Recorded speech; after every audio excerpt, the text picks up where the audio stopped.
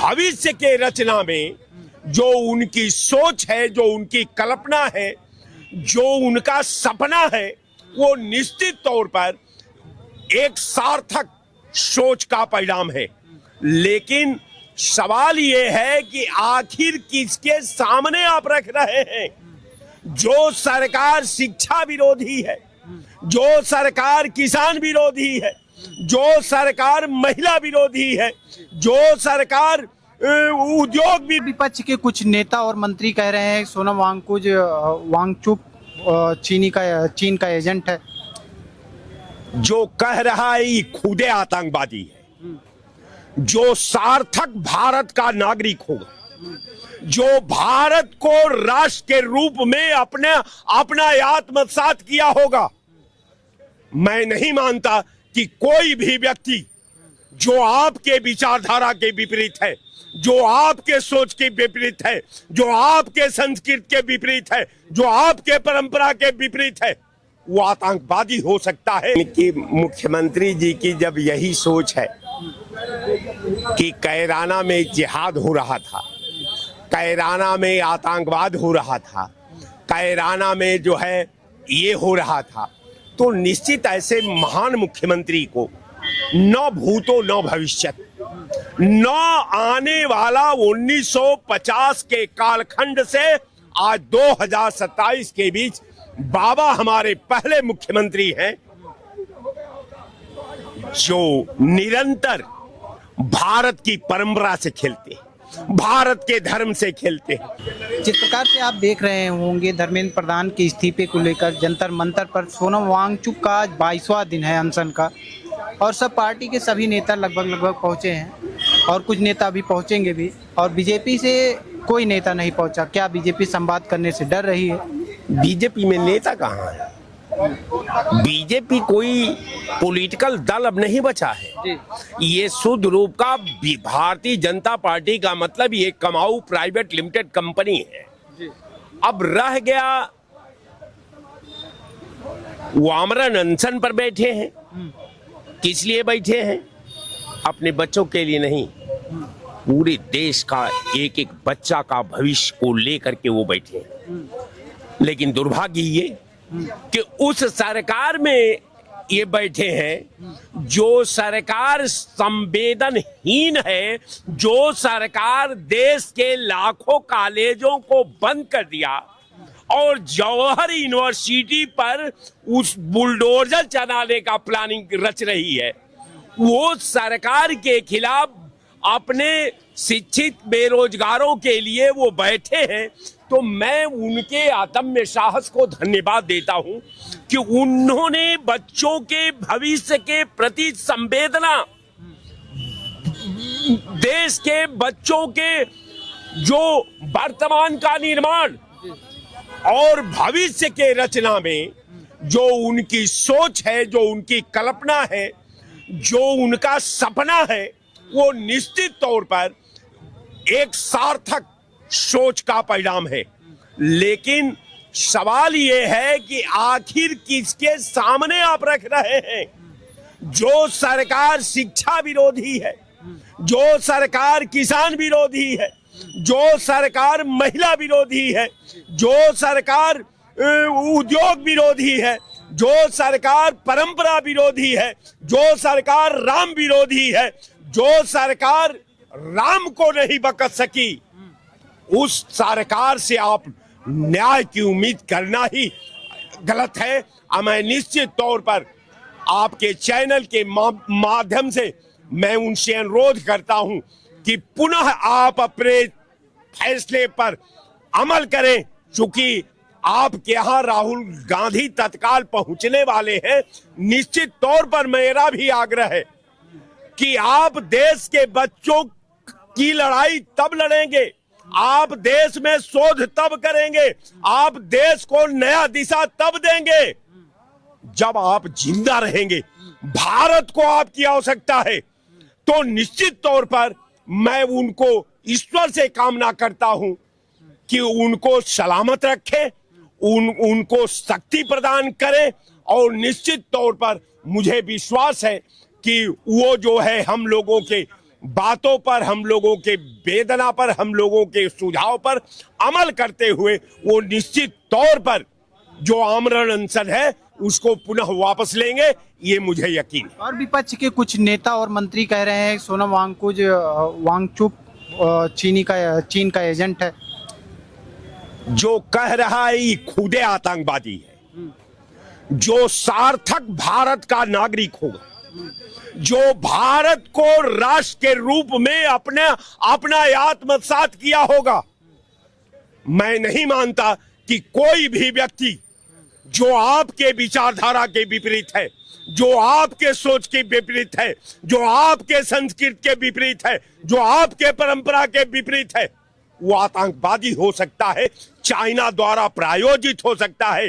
निश्चित तौर पर उसके आंदोलन के खिलाफ ये सरकार की साजिश है, और इस साजिश का दूध और पानी का पानी वो अकेले नहीं है, पूरा देश चट्टान की तरह खड़ा है।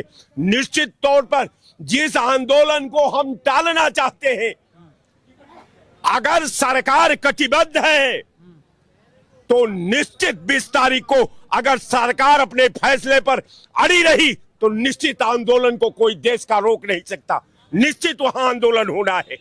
अब कारण यह है कि मैं जरूर ये चाहूंगा कि सरकार जो है, जो संविधान का शपथ ली है, उसके परंपरा पर अमल करे, उसके विश्वसनीयता पर अमल करे, उसमें लोगों का जो मौलिक अधिकार है उस पे वो विचार करे, और उनसे बात करके सरकार आमरण अनशन तुड़वाए।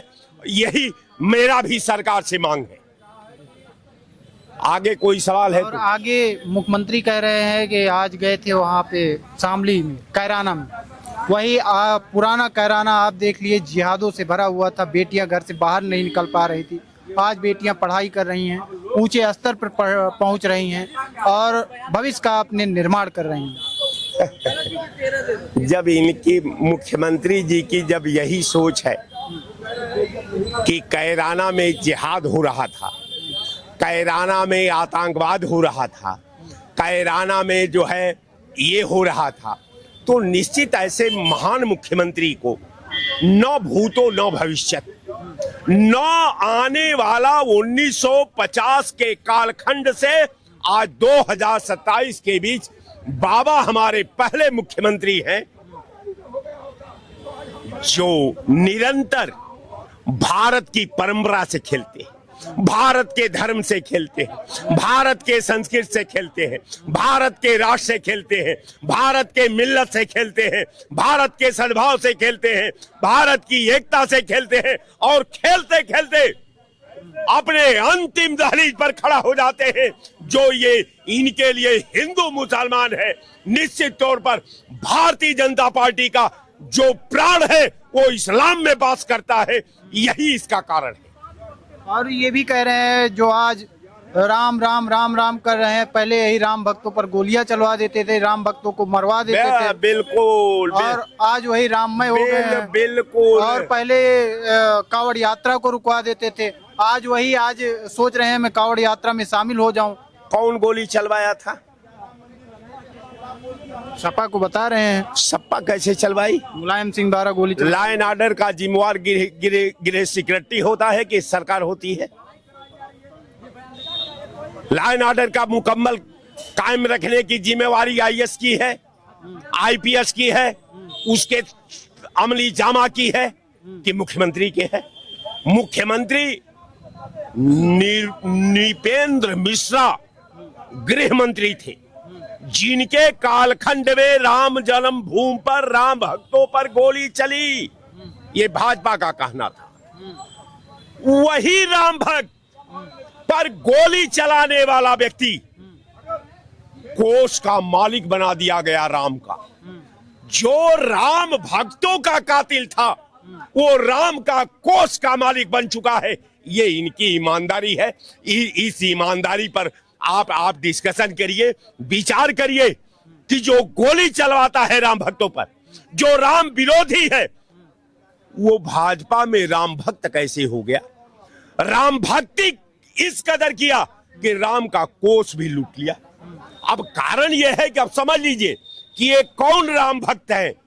ये वही राम भक्त है जो राम भक्ति रावण ने किया था। कहा कि जय श्री राम, हे माता जय श्री राम, सीता को हरण कर लिया। तो कहने का मेरा मतलब एक लाइन का है कि इनके पास कोई भक्ति नहीं है, इनके पास कोई परंपरा नहीं है। एक लाइन का हमको जवाब चाहिए कि मुलायम सरकार में गोली चली तो मुलायम सिंह ने कहा कि साहब मैं स्वीकार करता हूं कि गोली चली। ये क्या स्वीकार कर सकते हैं कि राम को जो लूटा गया है, राम के विश्वास को लूटा गया, राम की परंपरा को लूटा गया, राम की मर्यादा को लूटा गया, राम का जो पूरे कायनात का राम के प्रति विश्वास है उसको लूटा गया। तो आप मुलायम सिंह ने तो जीमा ले लिया था ना, तो अभी जीमा ले लीजिए। अभी जांच चल रही है, जांच होने बाद जांच हो गई है बता रहे हैं। हाँ, जांच पूरी कंप्लीट हो चुकी है। केवल हमारे और आपको गुमराह करने की जांच चल रही है। जांच का जो कोरम था सरकार ने उसे पूरा कर दिया है। अब कहीं जांच ओच नहीं होनी है। अब केवल सिर्फ इतना होना है कि उसका लीपा पोती करके। अरे हाँ, आज प्रायश्चित हुआ था मंदिर में, जो चंदा चोरी हुआ था उसमें आज 109 वैदिक आचार्यों को बुलाकर प्रायश्चित करवाया गया था राम मंदिर में। भगवान से कामना की गई थी ऐसी गलती अब दोबारा ना हो। अब नाटक तो देख ही ले रहे हैं। भगवान उसी वक्त चोरों को क्यों नहीं दबोच दिए? क्या भगवान के परंपरा को, भगवान की मर्यादा को, राम के प्रति समर्पण को क्या आप छीनहरण कर रहे हैं? अरे एक आध बार तो सही बात कर लीजिए साहब। राजनीति कम से कम धर्म से हट करके कर लीजिए। लेकिन आप जानते हैं कि धर्म हट जाएगा तो मेरे पास कोई लड़ने के लिए हथियारे नहीं है। अकेले आप महाभारत के युद्ध में खड़ा हो जाएंगे। तो निश्चित तौर पर भारतीय जनता पार्टी राम के सहारे पूरे विधा का दमन करना चाहती है, आवाम का दमन करना चाहती है, धर्म का दमन करना चाहती है, सिस्टम का दमन करना चाहती है और समाज को बांट करके एक छत्र राज करना चाहती है। कृष्ण मंदिर भी बनेगा। मंदिर कहाँ साहब, मंदिर की बात क्या करते हैं? मंदिर सुप्रीम कोर्ट ने बनवाया, ये कहाँ बनवाए? इनकी कहाँ औकात थी मंदिर बनवाने की? मंदिर को सुप्रीम कोर्ट ने बनवाया, शिलान्यास को दूसरी सरकार ने कराया, जमीन एक्वायर दूसरी सरकार ने किया। ये खाली आटा पोत करके भंडारी हैं। धर्म में इनका यही हिस्सेदारी है। जय हिंद, जय भारत। धन्यवाद।